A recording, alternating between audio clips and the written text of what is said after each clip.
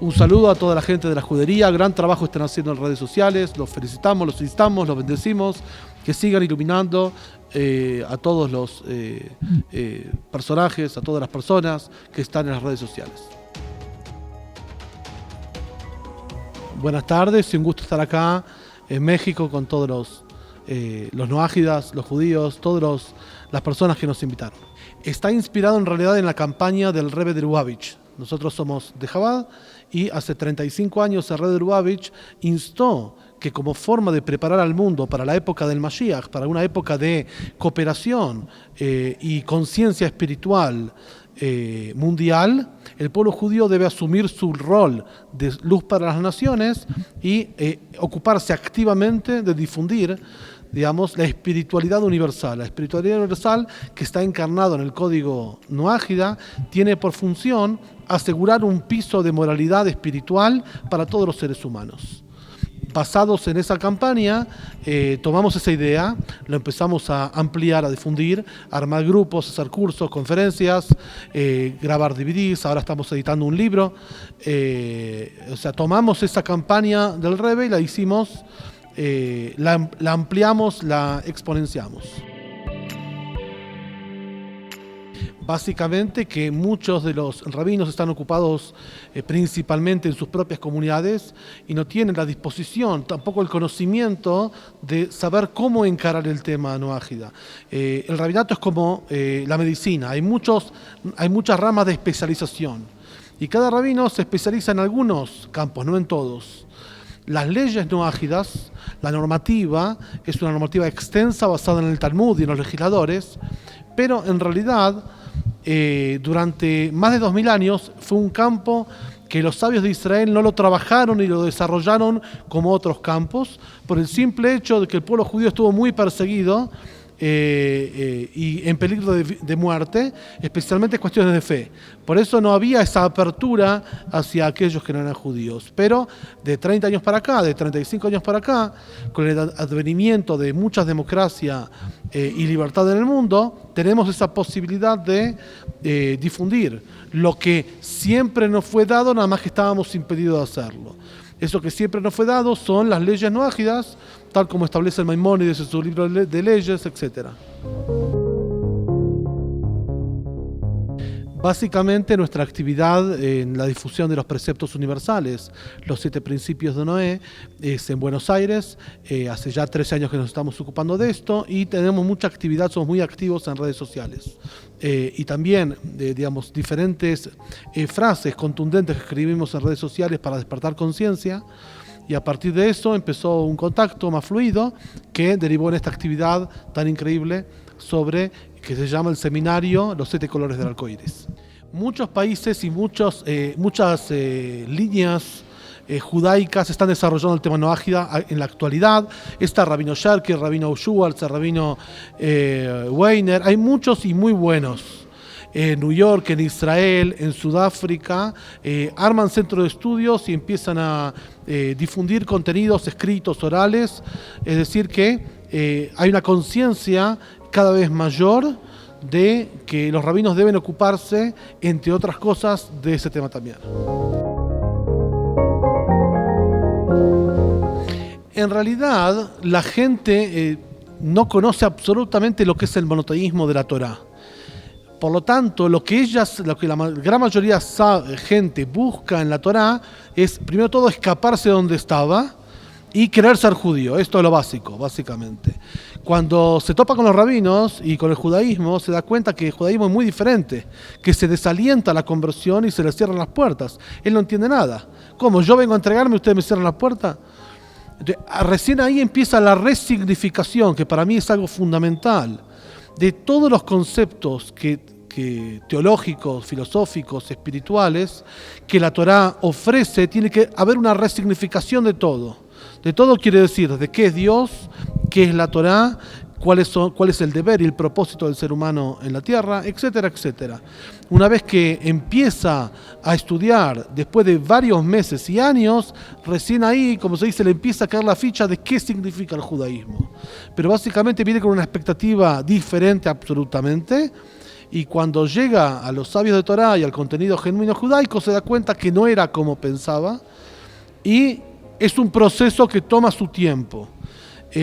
Toma su tiempo por las características del pueblo judío, de que se estimula el debate, la opinión crítica, no hay un portavoz oficial como en la iglesia, no hay una bajada de línea, sino que lo judío tiene que ver con la pulsión entre las tensiones y los debates, hay diferentes posturas, y todo eso es algo absolutamente novedoso para los no ágidas o para las personas que abandonan su religión original y buscan una espiritualidad basada en la Torá.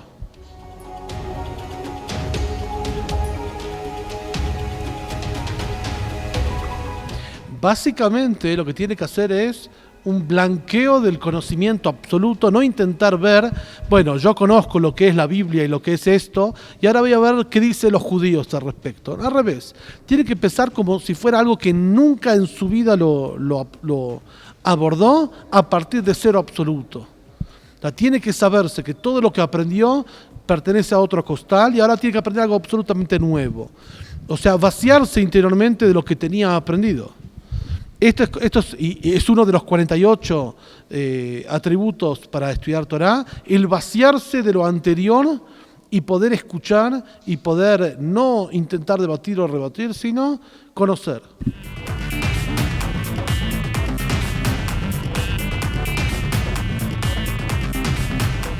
La Kabbalah es una disciplina dentro del estudio de la Torá. Cuando hablamos de la Torá hablamos no del Pentateuco, sino del acervo cultural judío de 3 milenios.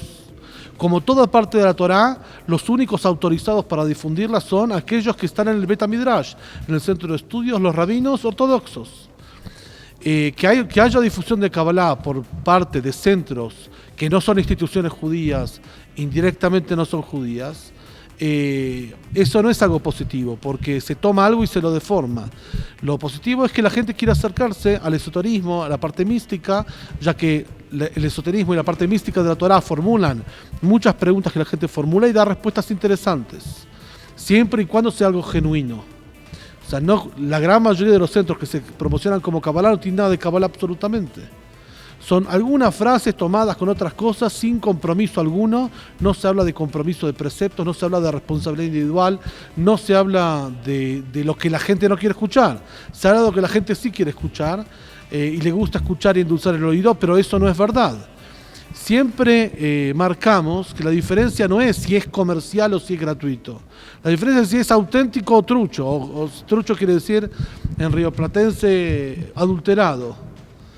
O sea, si es algo genuino, auténtico, no hay problema que se cobre y la persona, o sea, que sea arancelado y remunerado. Y si la persona y el contenido y el ambiente lo vale, que cobre mucho, mientras que el contenido sea genuino. Ahora, si el contenido no es genuino, es adulterado, entonces es como un billete de $3.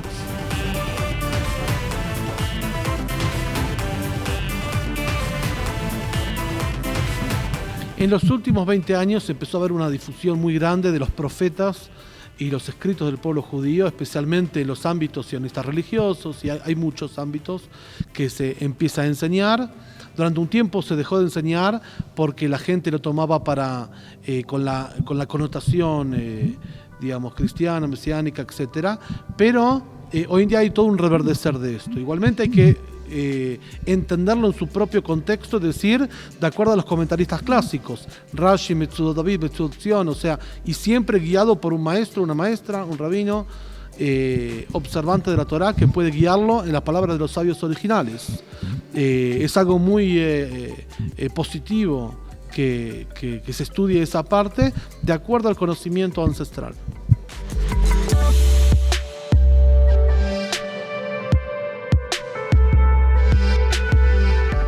Puede ser el profeta Amós, que luchaba contra las injusticias sociales, o puede ser Yoná, que Yoná es el ejemplo de la teshuvá, de la posibilidad de recalcular el GPS interior y poder tomar otro camino. Hay muchos personajes en el Tanaj, en las escrituras, donde se puede uno inspirar, y cuando uno exponencia el Tanaj con los comentarios del Talmud, del Midrash y de la mística sobre eso, se da cuenta que cada personaje tenía mucho para rescatar.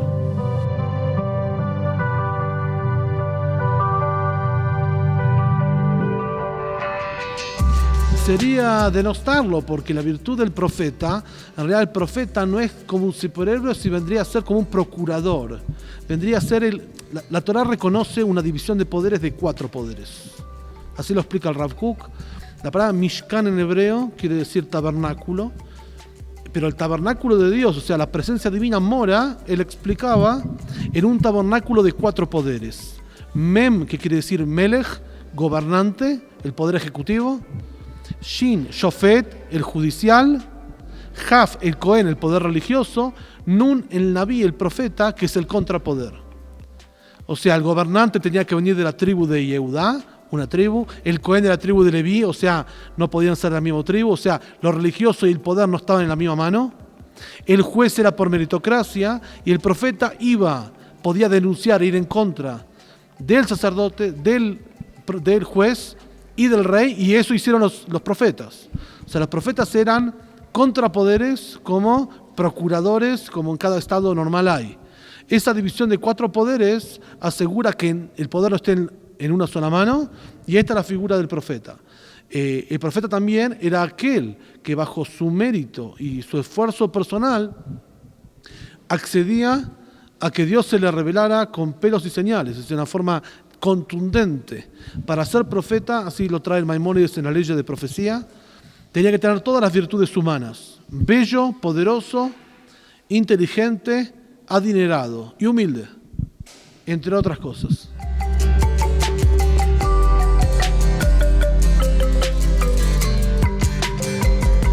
El proyecto Nájida recién está en pañales, recién está comenzando, por parte del pueblo judío y por parte de los mismos noágidas. El hincapié principal es el conocimiento, que se conozca qué significa el sistema de la halajá, de la normativa hebrea, ya que las leyes noágidas están tomadas de la normativa hebrea, tienen un sistema, un modo especial, una lógica y una argumentación determinada que rige diferentes ámbitos de la vida y nos guía por un sendero espiritual determinado, donde lo principal es el equilibrio, la moderación, el espíritu crítico. Hay muchos valores para rescatar y recién está comenzando. Quiere decir que de acá a unos años vamos a ver una naturalización de comunidades noágidas al lado de comunidades judías en forma recíproca. De acá a unos años vamos a ver la apertura de todos los rabinos hacia el tema noágida, en mayor y menor medida, y también conciencia por parte de los noágidas que esa es su identidad espiritual. Quiere decir, Dios reconoce en la Torá 2 identidades espirituales: o hijo de Israel o hijo de Noaj. Todo lo demás son religiones que son construcciones sociales humanas que Dios aborrece.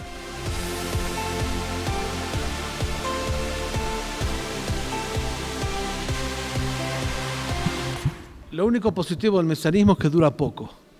Dura poco, ¿por qué? Porque la gente se da cuenta que es un engendro, es un travestismo espiritual, no tiene ningún sustento. Entonces, cuando se da cuenta, ya generalmente al evangelismo no vuelve, y adopta una postura, digamos, sonriente hacia lo que es el contenido judío, y todos hacen la misma vuelta. Quieren ser judíos, son rechazados y al final descubren el noajismo. La gran mayoría es. Lo primero que pregunta un mesiánico que abandona el mesianismo lo primero que pregunta es si para ser noágida hace falta abandonar a Jesús. Esto es lo primero que pregunta. Entonces ahí nosotros aprovechamos y le decimos: estás preso de un fetiche. Esto sí es una caricatura. ¿Por qué? Porque justamente atribuir poderes a un ser que ni siquiera históricamente se sabe si existió es un fetichismo absoluto. Eso sí son superhéroes. Entonces, lo que él no quiere es quedar desprovisto de algo. Entonces, asegúrame que no hay que abandonar para esto, donde por definición el Noaji abandona toda religión, todo intercesor, y se entrega al Dios de Israel, sin ninguna intercesión, se ríe de las intercesiones. Este es el camino que hace ahora. La gran mayoría de los que yo conozco, mesiánicos, hacen el camino inverso, o sea, como empiezan el mesianismo y se dan cuenta de la falsedad de lo anterior, quieren continuar judío, pero saben que se acaba pronto eso. ¿Por qué? Por la propia dinámica del mesianismo, que es algo transitorio. Lo que yo les diría a estas personas es que no pierdan tiempo, no pierdan tiempo. Si ven y reconocen que en el contenido de la Torá hay un mensaje para ellos, que vayan directamente a los rabinos, que vayan a los rabinos, toquen la puerta, pregúntenle si hay un mensaje, que le pregunten esto, si hay un mensaje del judaísmo para aquellos que no son judíos. Esta es la pregunta. Que toquen las puertas. Y que, ya que van a hacer cambios, que hagan cambios auténticos y genuinos, que no se dejen embaucar.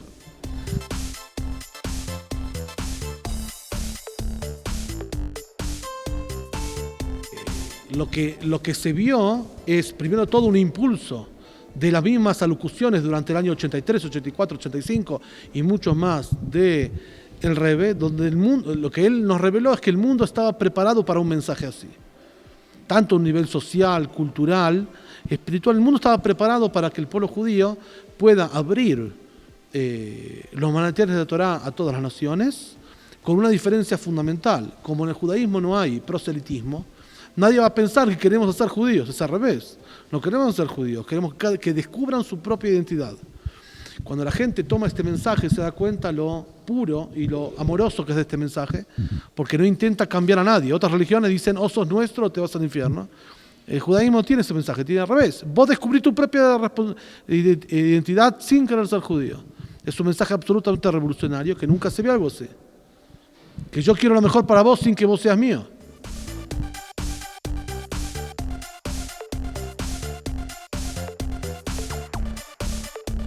Sería interesante recapacitar sobre eso, porque el pueblo judío toda la vida se guió por una misma ley. Fue juzgado en todos los aspectos, civil, comercial, penal, matrimonial, siempre por una sola ley. Si no fuera por la Torá oral, ni siquiera podríamos saber qué es el nombre Moshe, porque la Torá oral también incluye la vocalización de la Torá.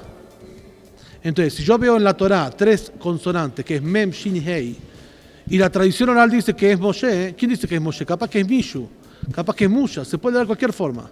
Así la tradición oral, no solamente no sé lo que dice la Torá, tampoco puedo leer la Torá, porque la vocalización de la Torá es de tradición oral. En realidad la Torá primero fue oral y después fue escrita. Porque cada pasaje de la Torá empieza con las palabras y dijo Dios a Moshe diciendo. Más oralidad que esa. Al final de Deuteronomio Dios le dice escribe la Torá.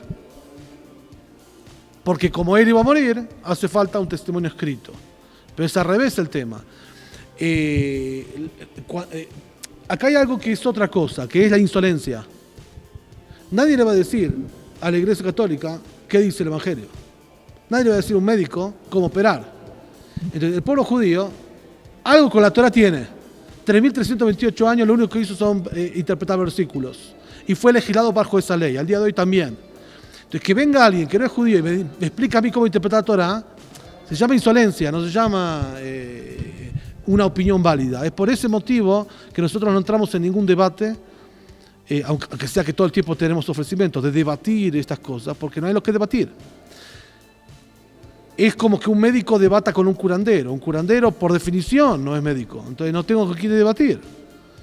Entonces, así como nosotros nos decimos a otras religiones qué pensar y qué no, la potestad del rabino del pueblo judío es decir qué dice la Torá. Si no, ¿para qué está? Entonces, que otros digan que, obviamente que ese tipo de argumento está para no aceptar la verdad, porque la gran mayoría de los mesiánicos son, líderes mesiánicos, son pastores. Que yo digo lo que veo en Buenos Aires, como gran cantidad de estos pastores tienen que diferenciarse de los otros, buscan una diferenciación a través de los judíos. Esto se da un montón. Entonces, si dice que lo que enseñó es mentira, tiene que ir al rabino, se queda sin negocio. Digamos, el cristianismo básicamente es intercesión de todo tipo. Entonces, no conexión directa con Dios. ¿Para qué querés conexión directa con Dios? ¿Qué cómo? En bienes raíces. Lo que menos quiere el intercesor es que comprador y vendedor se junten. Déjame agarrar.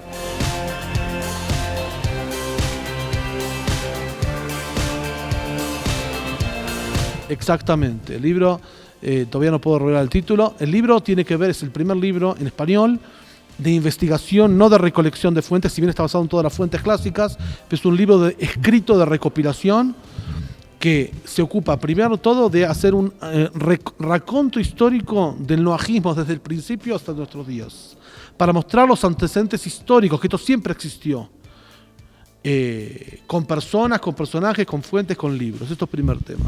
Segundo, una introducción fundamental a lo que es la Torá, que eso está plasmado ya en nuestro Beit Midrash, los cursos que damos, Centro de Estudios Virtuales.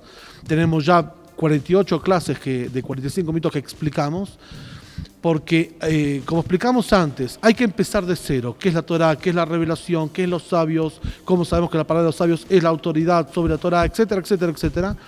Hay que empezar una introducción que es un tronco común para el judío y para el noájida a partir de cero. ¿Qué es un midrash? ¿Qué es? ¿Cuándo sí? ¿Cuándo no? ¿Quién?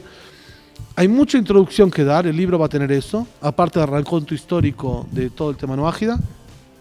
Además, una visión mística y filosófica de los preceptos universales, que no son solamente 7 enunciados, sino que tiene que ver con un desarrollo muy, muy profundo.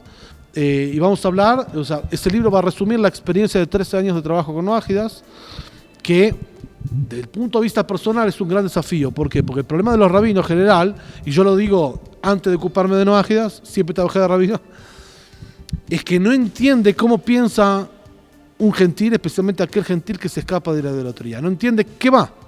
Él piensa al gentil como un judío. Y son dos tipos y hablamos de un judío secularizado y un gentil. Tienen dos cabezas diferentes. No que una es mejor que otra, son diferentes.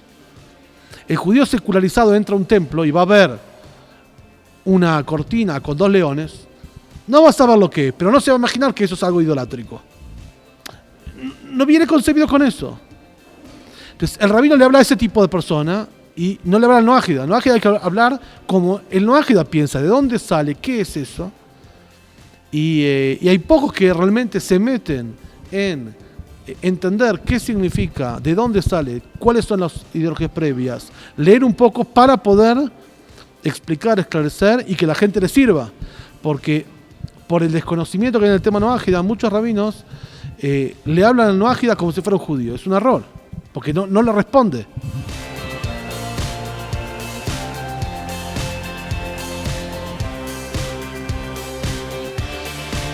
Si es un reconocimiento como noájida, está muy bien.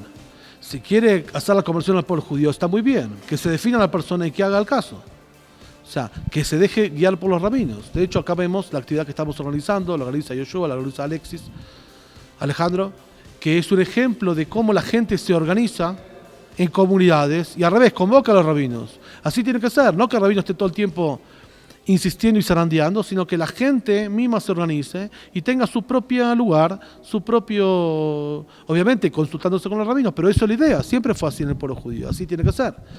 El reconocimiento está dado porque la gente estudia, aprende y es reconocida en el pueblo judío como un ágida justo. Si quiere el camino de la conversión, siempre está abierto. Ahora, no es recomendable porque es un cambio, una transformación de vida muy grande, que la gente no tiene la menor idea, va a tener idea recién cuando está estudiando en el segundo año de eso. Y ya está metido en una situación que se le complica. Entonces nosotros no sugerimos eso. Sí sugerimos juntarse en comunidades, organizarse, y eso es el mayor reconocimiento. Ahora, sí, muchos rabinos tampoco conocen el tema noájida porque no es su especialización y el pueblo judío está bastante secularizado como para que todos nos dediquemos a noájidas. Pero el camino es algo muy positivo porque hay más conciencia cada vez más del tema y despacito va llegando. La mejor forma de ser reconocido por la comunidad es que el noájida sea un noájida conocedor, que cite fuentes, que conozca de qué se trata. Esa es la mejor forma, porque del pueblo judío se da cuenta que el otro se está hablando con alguien que realmente sabe y lo que siente y lo que opina está fundamentado. Entonces, eso es lo que nosotros necesitamos como primer nivel. Sentarse a estudiar como se estudia la Torá. La Torá escrita, la Torá oral, como se estudia el monoteísmo. Que estudiar el monoteísmo se estudió siempre en el centro de estudios Beit HaMidrash, con un modo, un método, un sistema determinado. Cada vez más hay más acceso a eso y si Dios quiere, todos van a poder tener acceso a eso.